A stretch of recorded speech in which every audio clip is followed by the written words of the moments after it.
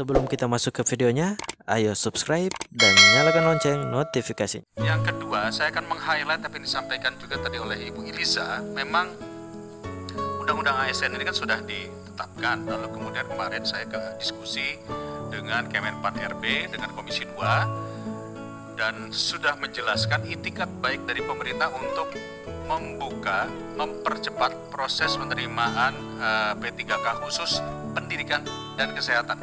Ini sudah di-highlight ya, sehingga kuncinya adalah mereka akan berupaya membuat PP, dan PP-nya akan diselesaikan Desember ini. Nah, saya teringat Mas Menteri pernah dalam presentasi kita akan membuat RPP yang membuat sebuah 3 solusi.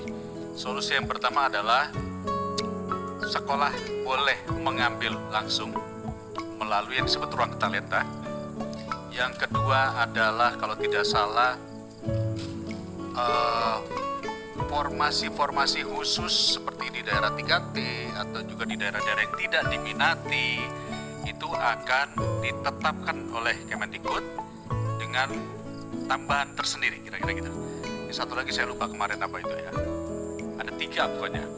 Ya. Ini semua menurut hemat kami sudah baik dan bagus. Tetapi dari Kemenpan RB mengatakan mohon RPP-nya dipercepat karena mereka di Desember ini harus done. Jadi ini dari Deputi Kemenpan-nya sendiri sudah mengatakan tolong minta Kemendikbud mempercepat prosesnya. Jadi saya bilang oke, baik, nanti saya sampaikan. Jadi formasi-formasi yang tidak diusulkan daerah tetapi ada, itu bisa diambil langsung oleh kepala sekolah. Lalu kemudian pembiayaan langsung ditransfer ke sekolah, kalau nggak salah begitu deh RPP-nya ya. Dan ada formasi yang tidak diminati, itu bisa ditetapkan oleh Kemendikbud. Ini angin segar, mudah-mudahan bisa dipercepat proses RPP. Pak Dede tadi bahas mengenai apa sih rencana penyelesaiannya. Pertama, ini RPP itu yang menyusun adalah ke Kemenpan dengan masukan dari Kemendikbud dan kementerian-kementerian lainnya.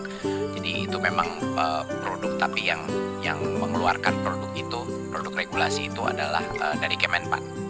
Ya, jadi itu adalah RPP turunan daripada Undang-Undang ASN. Seperti yang Pak Dede bilang, memang aspirasi dari Kemendikbudristek, harapan besar kami adalah agar formasi itu bisa ditentukan dari pusat berdasarkan kebutuhan masing-masing sekolah. Dan harapannya juga, tapi ini semua masih harapan ya Bapak Ibu, ini adalah yang lagi didiskusikan dan akan kita coba masukkan ke dalam RPP ini.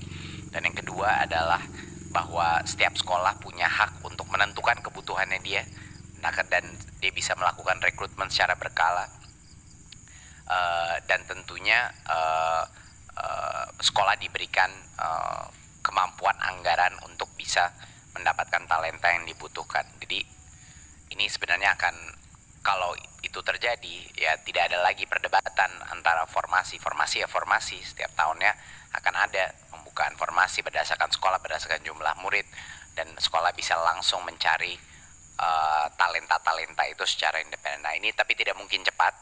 RPP-nya saja pasti katanya kalau memang insya Allah bisa selesai akhir tahun ini, tetapi implementasi daripada itu membutuhkan investasi teknologi dan berbagai macam hal. Jadinya memang harapan besarnya itu bisa 2024 itu yang diakselerasi, tetapi ya ini butuh kesabaran. Tapi itu adalah menurut saya skenario paling ideal untuk tidak terjadi lagi isu ini guru honorer, bahwa sekarang rekrutmen disederhanakan prosesnya, dan sehingga tidak ada lagi isu-isu di tahun-tahun ke depan. Lalu ada tema ketiga tadi